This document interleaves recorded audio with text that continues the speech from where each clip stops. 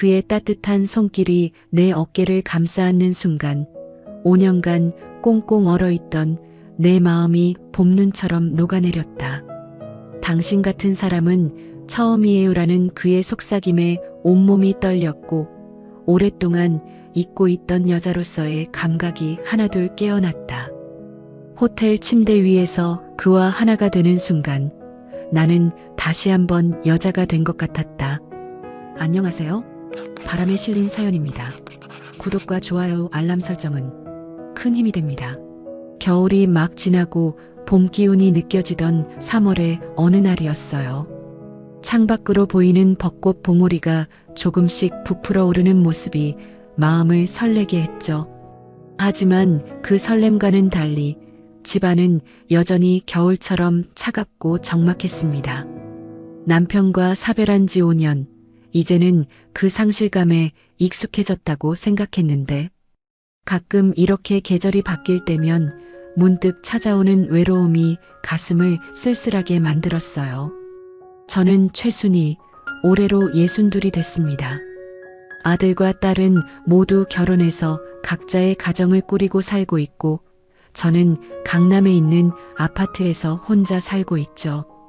겉으로 보기엔 부족함 없이 살고 있지만 집에 돌아와 현관문을 열 때마다 다녀왔습니다라는 인사가 허공으로 흩어지는 느낌이 들 때면 가슴이 아려왔어요.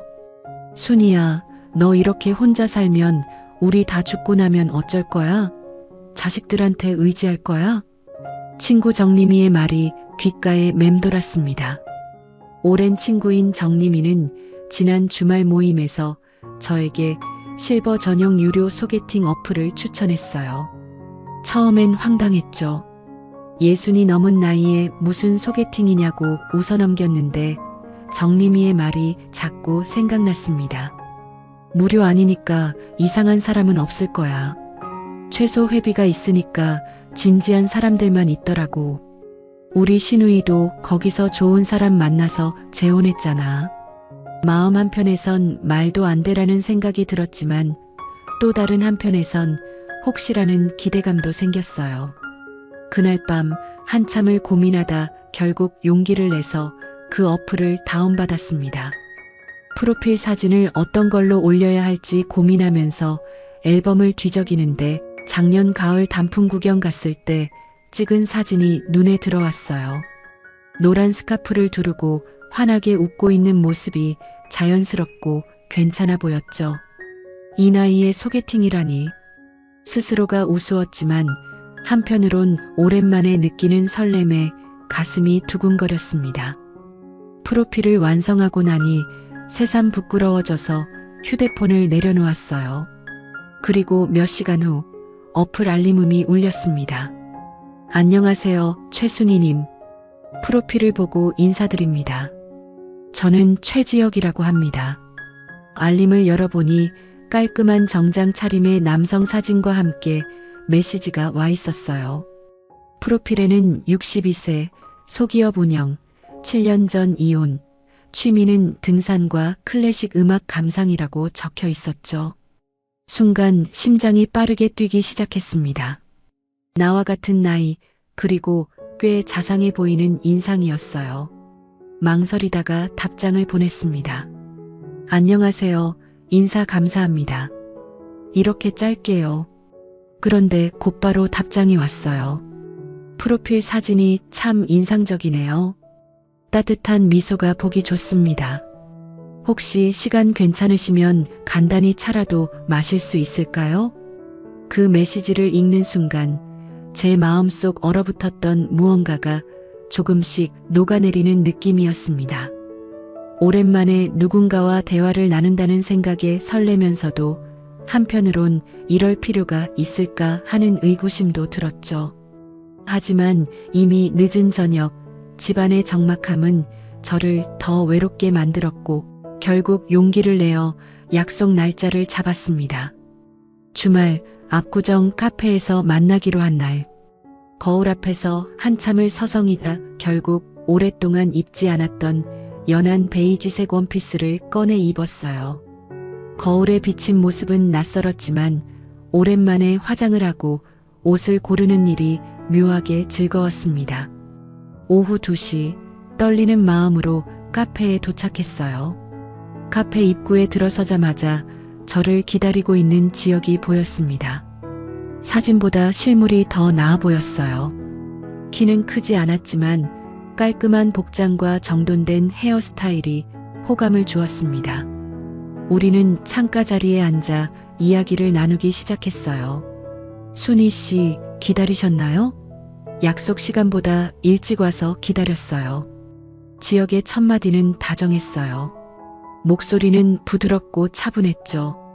낯선 상황에 긴장했던 제 마음이 조금씩 풀어지는 기분이었습니다. 아니에요. 저도 방금 왔어요. 찾기 쉬웠나요? 네, 아주 쉽게 찾았어요. 사진보다 실제로 뵈니 더 아름다우시네요. 순간 얼굴이 붉어졌습니다. 이런 말을 들은 지가 얼마나 오래됐는지, 남편이 살아있을 때도 이런 말은 거의 듣지 못했던 것 같아요. 대화는 자연스럽게 이어졌습니다. 지혁은 소기업을 운영한다고 했어요. 전자부품 관련 사업이었고, 이제는 아들에게 많은 부분을 맡기고 본인은 여유롭게 지낸다고 했습니다. 7년 전에 이혼했어요. 서로 안 맞아서요. 자녀는 아들 하나인데 이제 35이 되었네요. 회사도 잘 맡아서 하고 있고. 지혁이 자신의 이야기를 꺼냈습니다. 솔직한 모습이 좋았어요. 저도 천천히 제 이야기를 했습니다.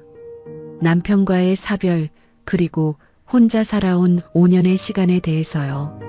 많이 힘드셨겠네요. 혼자 산다는 게 참 외로운 일이죠.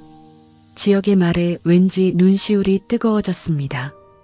그동안 아무에게도 털어놓지 못했던 외로움을 어떻게 알았는지 그의 말 한마디가 제 마음 깊은 곳을 건드렸어요. 커피 한 잔이 2잔이 되고 시간은 어느새 저녁이 되었습니다. 지혁이 저녁 식사를 제안했고 저는 망설임 없이 수락했어요. 우리는 근처에 있는 조용한 이탈리안 레스토랑으로 자리를 옮겼습니다. 촛불이 켜진 테이블에 마주 앉아 와인을 한 잔씩 마시며 더 깊은 이야기를 나눴죠. 실은 이런 어플을 통해 누군가를 만나는 건 처음이에요. 지혁이 수줍게 말했습니다. 그 모습이 어쩐지 진실되어 보였어요. 저도요. 친구가 추천해줘서 용기 내서 해봤어요. 정말요? 그럼 우리 둘 다 초보네요. 우리는 함께 웃었고 그 웃음이 마음을 더 가깝게 만들었습니다. 식사를 마치고 나올 때 지혁이 제 코트를 입혀주는 자연스러운 배려에 가슴이 따뜻해졌어요. 밖은 이미 어두워졌고 봄밤의 공기는 선선했습니다. 괜찮으시다면 호텔 라운지에서 차 한 잔 더 하실래요? 이야기가 너무 즐거워서 아직 헤어지고 싶지 않네요. 순간 머뭇거렸습니다. 하지만 저도 같은 마음이었어요. 오랜만에 누군가와 대화를 나누는 것이 너무 좋았거든요. 우리는 근처 호텔 라운지로 향했습니다. 조용한 음악이 흐르는 라운지에서 허브티를 마시며 대화를 이어갔어요. 순희 씨, 솔직히 말해도 될까요? 처음 보는데 왜 이렇게 편한지 모르겠어요. 마치 오랜 친구 같아요. 그의 말에 제 심장이 빠르게 뛰기 시작했습니다. 나이 62의 여자가 무슨 두근거림인가 싶었지만 부정할 수 없었어요. 저도 같은 기분이었으니까요. 시간이 흘러 자정이 가까워졌습니다. 이제 헤어져야 할 시간이었죠. 하지만 지혁이 갑자기 말했어요. 늦었는데 괜찮으시다면 여기서 하룻밤 묵고 가시는 건 어떨까요? 따로 방을 잡을 수도 있고. 그 말에 한동안 말을 잇지 못했습니다. 너무 성급하다는 생각도 들었지만 한편으론 오랫동안 누구에게도 느끼지 못했던 설렘이 가슴을 채웠어요. 어쩌면 이날 이후 우리는 또 만나지 못할지도 모른다는 생각도 스쳤고 많은 생각이 교차했습니다. 같은 방에 묵어도 괜찮아요. 제 입에서 나온 말에 저도 놀랐습니다. 하지만 이미 말은 나와버렸고 지역의 눈이 환하게 빛났어요. 그는 자연스럽게 프론트로 가서 방을 예약했고 우리는 엘리베이터를 타고 올라갔습니다. 심장이 귀에 들릴 만큼 크게 뛰었어요. 호텔방 문이 닫히는 순간 잠시 어색한 침묵이 흘렀습니다. 지역은 조심스럽게 제게 다가와 손을 잡았어요. 순희 씨, 부담 갖지 마세요. 그냥 같이 있고 싶었을 뿐이에요.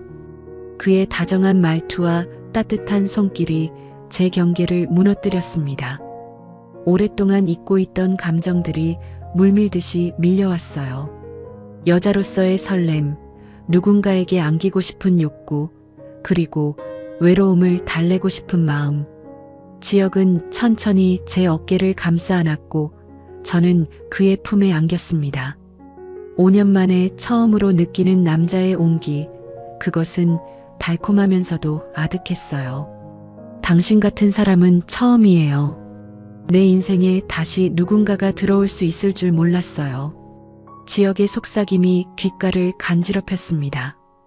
그의 말이 진심으로 들렸어요. 아니, 진심이길 바랐는지도 모르겠습니다. 그날 밤 우리는 오랜 시간 쌓아온 외로움을 서로의 품에서 달랬습니다. 피부에 닿는 손길 하나하나가 제 몸과 마음을 깨우는 것 같았어요. 밤새 여러 번 깨어났지만 옆에 누워있는 지역의 숨소리를 들으며 이상한 안정감을 느꼈습니다. 이 사람이면 진심일지도 몰라 라는 생각이 자꾸 머릿속을 맴돌았어요. 오랜 시간 혼자 살다 보니 누군가와 함께하는 시간이 이렇게 소중하게 느껴질 줄 몰랐습니다. 아침 햇살이 커튼 사이로 비치기 시작했을 때 지역이 먼저 눈을 떴습니다. 그는 제가 깨어난 것을 알아차리고 미소 지었어요. 잘 주무셨어요? 아침 식사는 제가 주문할게요. 그의 다정한 배려에 마음이 따뜻해졌습니다. 지역은 룸서비스로 아침 식사를 주문했고 우리는 창가에 앉아 함께 식사를 했어요. 도시의 아침 풍경을 바라보며 커피를 마시는 시간이 너무 행복했습니다. 순희 씨, 어제는 정말 특별한 밤이었어요. 지역이 진지한 눈빛으로 말했어요. 저도요. 오랜만에 느껴본 감정이었어요. 앞으로도 자주 만날 수 있을까요? 당신과 함께하는 시간이 좋아요. 그의 말에 고개를 끄덕였습니다. 저도 같은 마음이었으니까요. 하지만 마음 한구석에서는 여전히 불안감이 자리 잡고 있었습니다. 너무 빠른 게 아닐까? 라는 생각이 들었지만 그 생각은 곧 지역의 다정한 미소에 씻겨 내려갔어요. 식사를 마치고 샤워를 하고 나오니 지역은 이미 정장 차림으로 준비를 마친 상태였습니다. 그의 표정이 조금 달라 보였어요. 미안해요, 순희 씨. 갑자기 급한 일이 생겼어요. 먼저 나가봐야 할 것 같아요. 갑작스러운 변화였지만 이해했습니다. 사업을 하는 사람이니 바쁠 수도 있겠죠. 괜찮아요. 이해해요. 내가 택시 불러줄게요. 안전하게 귀가하세요. 그리고 어젯밤 정말 좋았어요. 당신 같은 여자는 처음이에요. 마지막 인사를 하며 지역은 제 볼에 가볍게 키스했습니다. 그리고는 서둘러 호텔 방을 나갔어요. 문이 닫히고 저는 잠시 그 자리에 서 있었습니다. 혼자 남겨진 느낌이었지만 곧 만날 것이기 때문에 괜찮았어요. 서둘러 준비를 마치고 지역이 불러준 택시를 타고 집으로 향했습니다. 집에 도착해서 곧바로 휴대폰을 확인했어요. 지역에게서 온 메시지가 있을 거라 생각했거든요. 하지만 화면은 비어 있었습니다. 아직 바쁜가 보다라고 생각하며 잠시 기다리기로 했어요. 오후가 되어도 연락이 없자 제가 먼저 메시지를 보냈습니다. 어제는 좋은 시간이었어요. 일은 잘 해결됐나요? 기다림의 시간이 길게 느껴졌습니다. 1시간, 2시간. 하지만 답장은 오지 않았어요. 결국 전화를 걸었지만 벨만 길게 울릴 뿐 받지 않았습니다. 바쁜가 보네. 스스로를 달래며 하루를 보냈습니다. 하지만 다음 날에도 그 다음 날에도 지역에게서는 아무런 연락이 없었어요. 이제는 불안함이 걱정으로 바뀌기 시작했습니다. 혹시 사고라도 난 걸까? 아니면 갑자기 아픈 건가? 일주일이 지나도록 지역에게서는 아무런 소식이 없었습니다.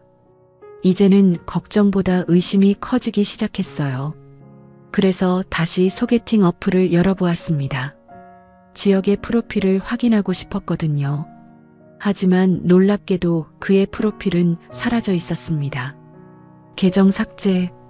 그 순간 가슴이 철렁 내려앉는 느낌이었어요.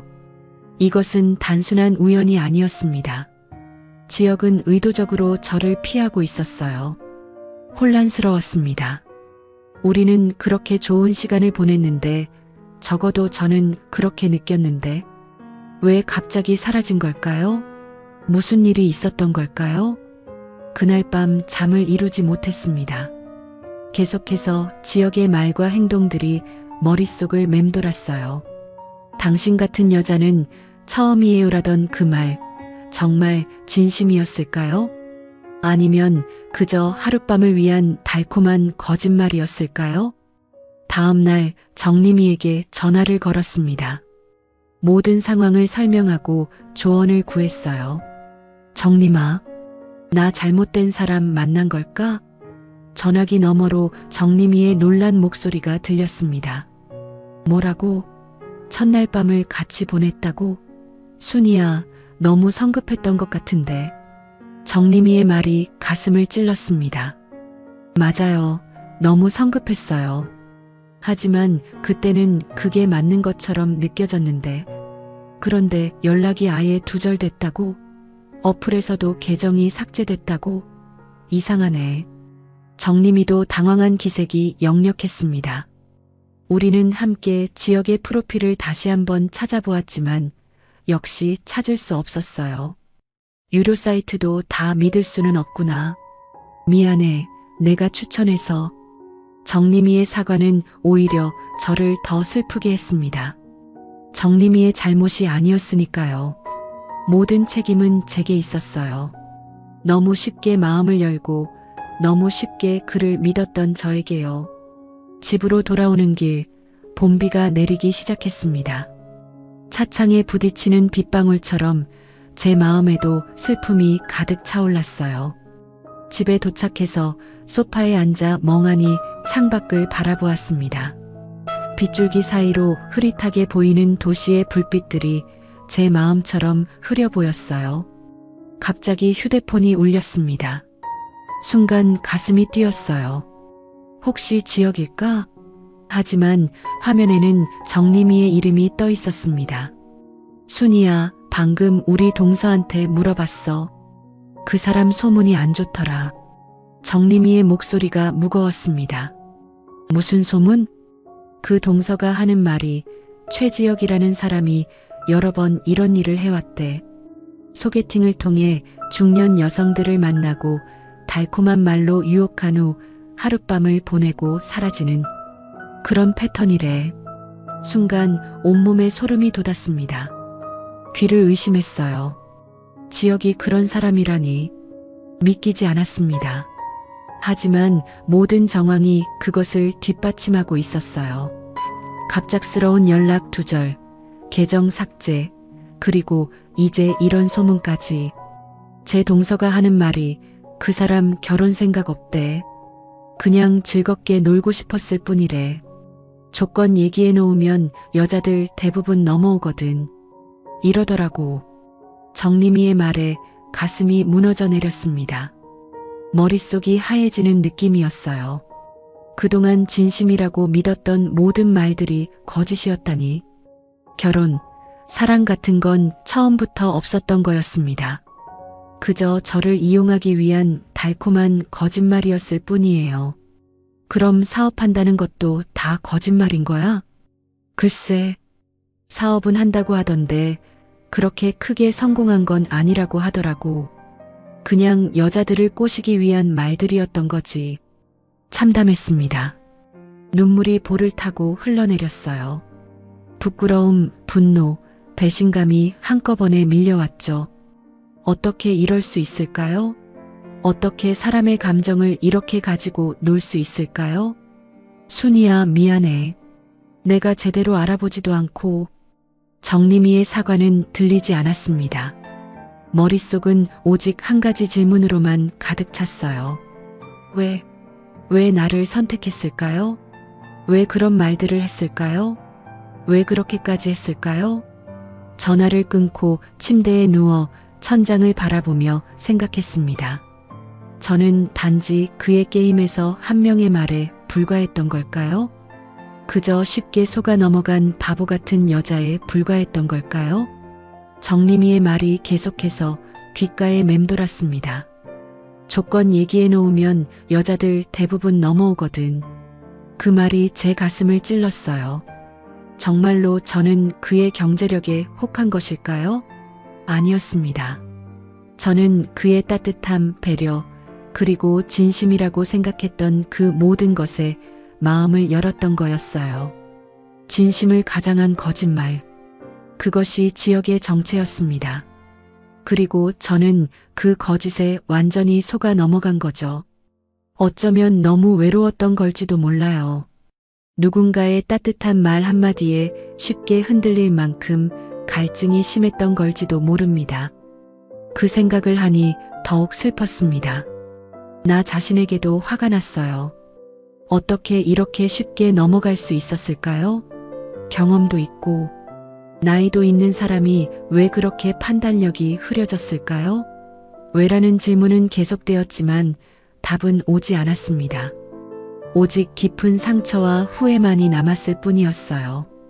다음 날 아침 거울 속의 제 모습이 낯설게 느껴졌습니다.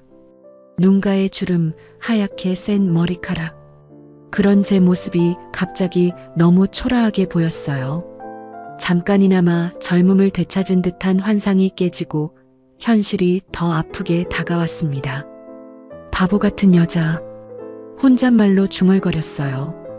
그러다 문득 남편이 살아있을 때가 생각났습니다. 남편은 화려한 말을 많이 하지 않았어요. 오히려 과묵한 편이었죠. 하지만 그의 행동은 항상 사랑을 보여주었습니다. 아플 때 밤새 간호해주던 모습, 힘들 때 묵묵히 곁을 지켜주던 모습, 그리고 마지막 순간까지도 저를 먼저 걱정했던 그 눈빛. 그것이 진정한 사랑이었던 것 같아요. 그날 오후 딸 미연이에게 전화가 왔습니다. 평소와 다른 제 목소리를 알아차렸는지 걱정하는 말투로 물었어요. 엄마, 무슨 일 있어요? 목소리가 안 좋아 보여요. 순간 말을 잇지 못했습니다. 딸에게 이런 바보 같은 일을 어떻게 말할 수 있을까요? 하지만 그동안 쌓아온 감정이 목구멍을 타고 올라왔어요. 그냥 좀 외로웠나 봐. 짧은 대답이었지만 미연이는 금세 알아차렸습니다. 엄마, 혹시 누구 만났어요? 딸의 직관이 너무 정확해서 놀랐습니다. 결국 모든 이야기를 털어놓았어요. 소개팅 어플에서 지역을 만난 일, 그가 보여준 다정함, 첫날 밤을 함께 보낸 일, 그리고 그 후 연락이 두절된 일까지. 엄마, 너무 섣부르셨어요. 미연이의 목소리에는 걱정과 안타까움이 묻어 있었습니다. 하지만 비난은 없었어요. 그게 더 가슴 아팠습니다. 차라리 화를 내거나 잔소리를 했다면 덜 아팠을 텐데 미연이의 걱정스러운 목소리가 더 큰 죄책감으로 다가왔어요. 그 사람 신고해야 하는 거 아니에요? 사기잖아요. 아니야, 그건 내가 한 행동이니까. 누가 강요한 것도 아니고. 엄마, 그렇게 자책하지 마세요. 그 사람이 나쁜 사람인 거예요. 엄마는 잘못한 거 없어요. 다만 조금 더 조심했으면 좋았을 텐데. 미연이의 위로가 오히려 더 눈물을 쏟게 만들었습니다. 전화를 끊고 소파에 누워 한참을 울었어요. 모든 감정이 쏟아져 나왔습니다. 수치심, 분노, 후회, 슬픔. 그리고 외로움. 이튿날 아침 마음을 정리하기 위해 집 근처 공원으로 나갔습니다. 봄비가 내린 후라 공기는 맑고 상쾌했어요. 벤치에 앉아 지나가는 사람들을 바라보았습니다. 다양한 모습의 커플들이 보였어요. 젊은 연인들부터 나이 지긋한 부부까지. 그들 모두가 진정한 사랑을 나누고 있는 걸까요? 아니면 그 중에도 서로를 속이는 관계가 있을까요?